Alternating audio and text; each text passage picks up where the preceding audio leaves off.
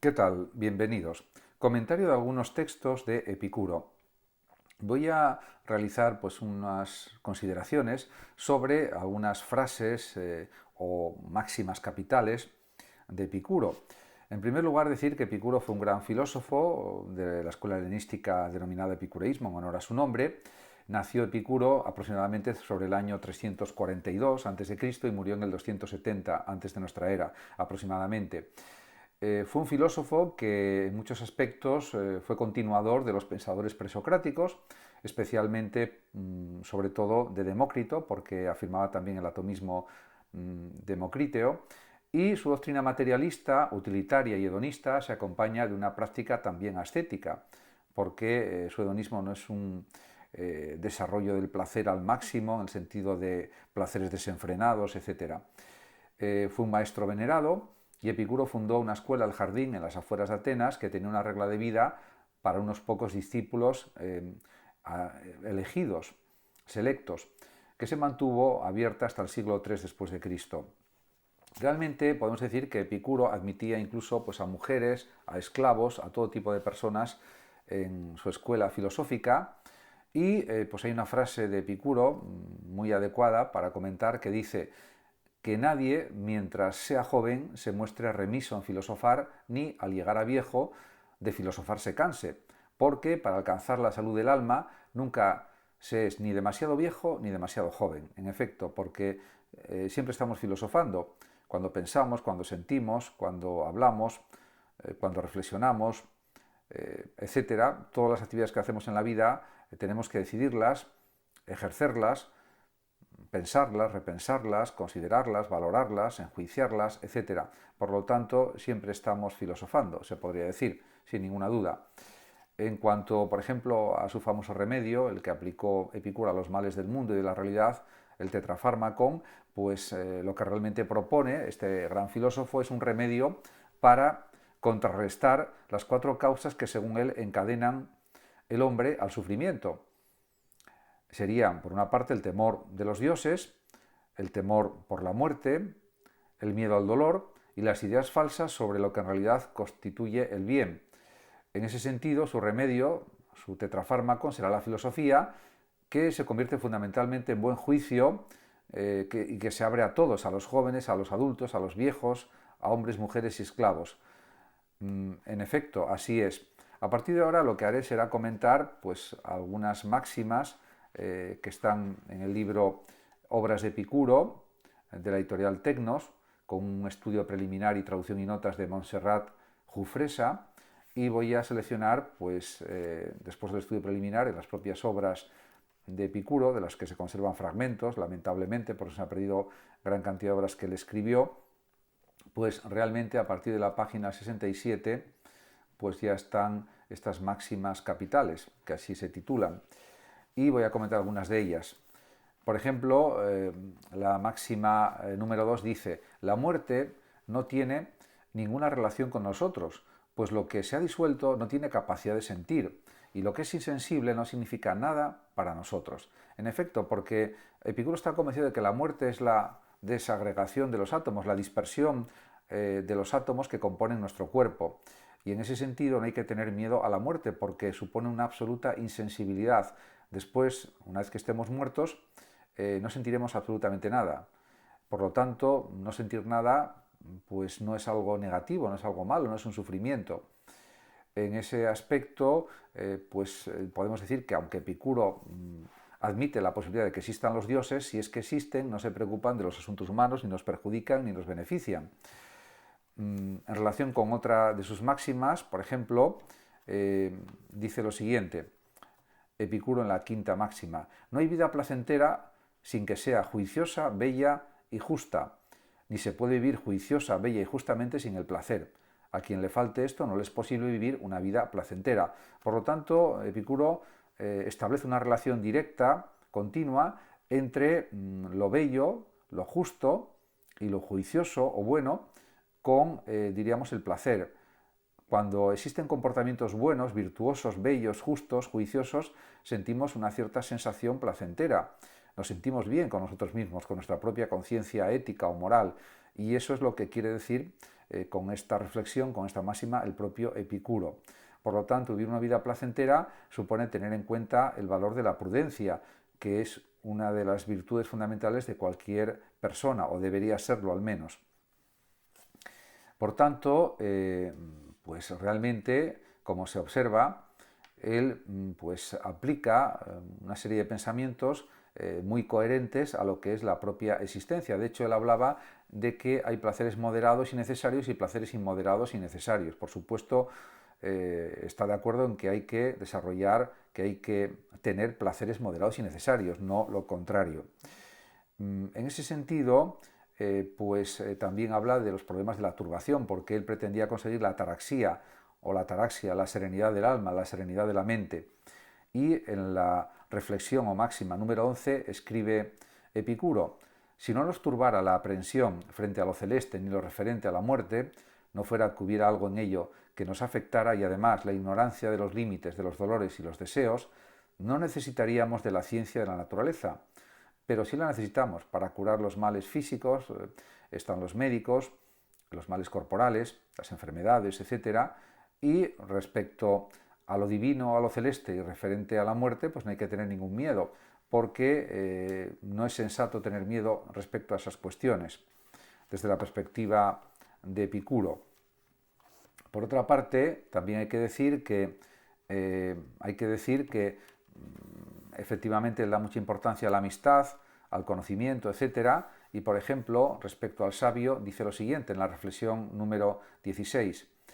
Para el sabio la suerte tiene poca incidencia, pues lo más importante y principal, la razón ya lo tiene ordenado, y a lo largo de todo el tiempo de su vida lo va ordenando y lo ordenará. Realmente así es. Diríamos que es verdad que el azar y la suerte influyen en la vida.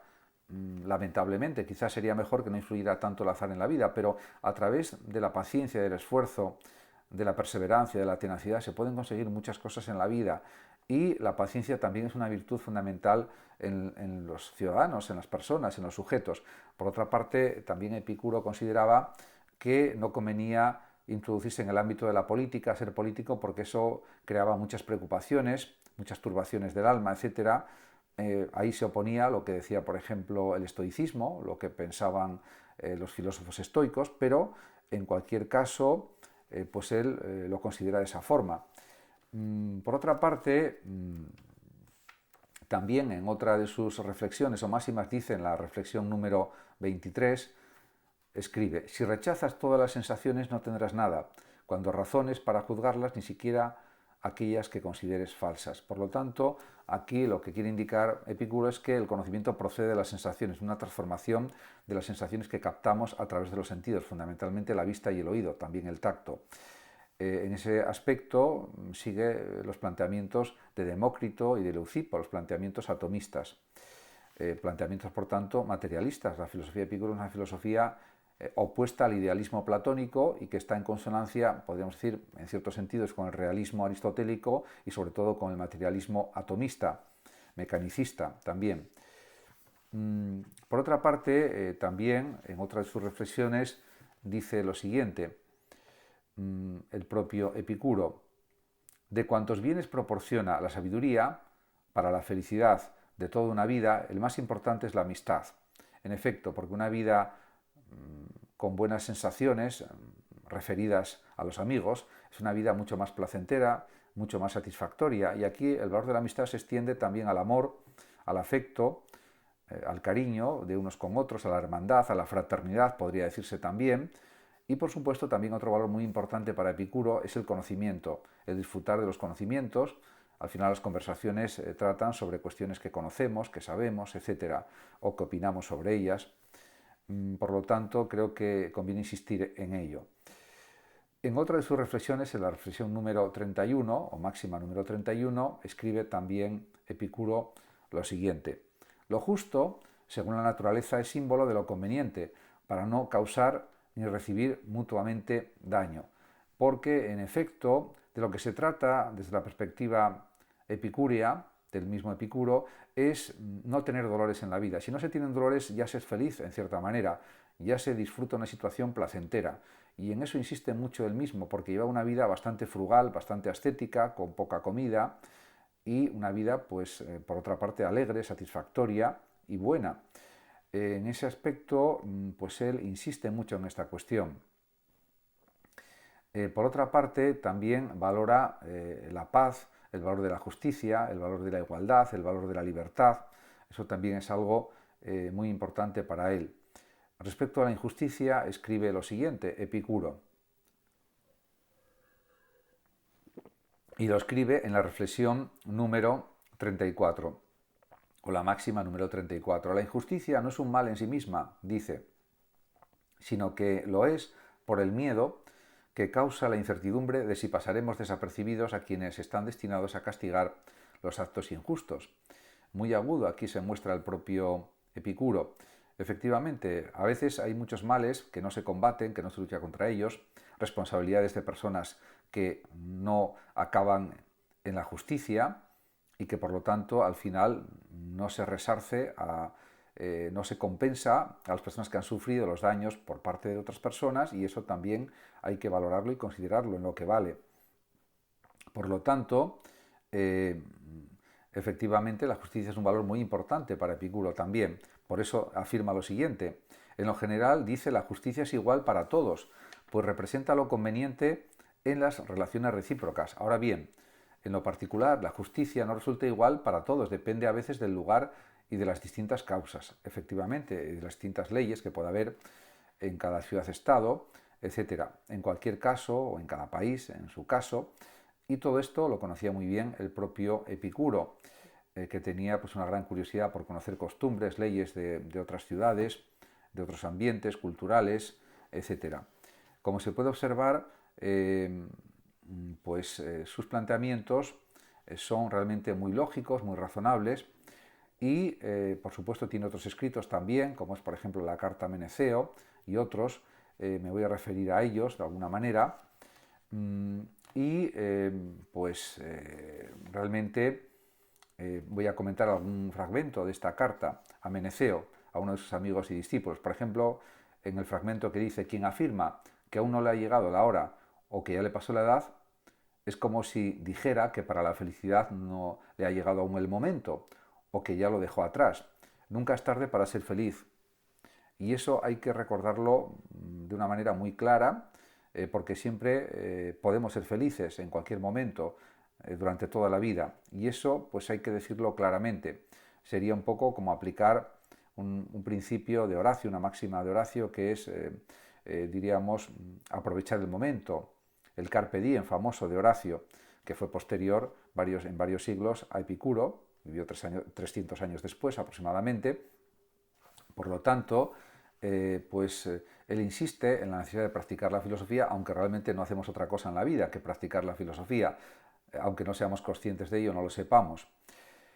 Por lo tanto, también él recomienda otra cuestión importante y dice, escribe: los principios que siempre te he ido repitiendo, está hablando con Meneceo, escribiendo a Meneceo, practícalos y medítalos aceptándolos como máximas necesarias para llevar una vida feliz. Efectivamente, porque aquí sigue un poco la senda de Aristóteles, porque en efecto las buenas costumbres, los hábitos, si se repiten, pues al final podemos decir que la conducta de la persona es virtuosa, es buena, es una conducta propia de un término medio, etc. Y por eso los buenos hábitos son tan importantes en la vida de las personas. Por otra parte, sigue escribiendo también Epicuro: considera ante todo a la divinidad como un ser incorruptible y dichoso, tal como lo sugiere la noción común, y no le atribuyas nunca nada contrario a su inmortalidad, ni discordante con su felicidad. Pero desde la perspectiva de Epicuro no podemos compararnos con los dioses, porque en el mundo hay realidades diferentes a las divinas y tenemos que luchar contra injusticias, contra adversidades, contra infortunios, contra enfermedades, contra todo tipo de males. Por lo tanto, no tenemos una naturaleza divina, eso es evidente para el propio Epicuro. En cualquier caso, también sigue reflexionando sobre, por ejemplo, la muerte y dice, Epicuro escribe: acostúmbrate a pensar que la muerte para nosotros no es nada, porque todo el bien y todo el mal residen en las sensaciones, y precisamente la muerte consiste en estar privado de sensación. Aquí lo dice de otra forma, también muy clara, el propio Epicuro, y si no tenemos sensaciones, no tenemos dolores. En cambio, cuando tenemos dolores es porque tenemos sensaciones, y eso es evidente, pero hay que decirlo de una manera pues, muy clara. Y también en otra frase dice el propio Epicuro: nada hay que cause temor en la vida para quien está convencido de que el no vivir no guarda tampoco nada temible. En efecto, según Epicuro, antes de haber nacido no éramos ni felices ni infelices, simplemente no existíamos y no nos enterábamos de nada. Y después de muertos, según Epicuro, sería lo mismo que el estado en que estábamos cuando no habíamos nacido todavía. Por lo tanto, tampoco hay de qué preocuparse. Por lo tanto, como él mismo dice, el peor de los males, la muerte, no significa nada para nosotros porque mientras vivimos no existe, y cuando está presente nosotros no existimos. Por lo tanto, tampoco sentimos la muerte una vez que se ha producido. Sentimos el tránsito de la vida a la muerte, pero cuando sentimos algo todavía estamos vivos. Cuando dejamos de percibir y de sentir ya estamos muertos. Por lo tanto, no hay que tener miedo a esa muerte. Lo que sucede es que lo que ocurre es que la gente quiere vivir muchos años, y es entendible porque hay un deseo de seguir viviendo al que se aferra generalmente todo el mundo, todas las personas, y es algo entendible conociendo la naturaleza humana y la psicología humana. Pero está bien que Epicuro señale estas cuestiones para que recapacitemos y pensemos más a fondo este tipo de asuntos. Me parece perfecto que así lo haga el propio Epicuro. Muchas gracias a todos por su atención y hasta mi próximo vídeo. El que lo desee puede compartir este vídeo, darle like o suscribirse a mi canal de YouTube. Hasta siempre.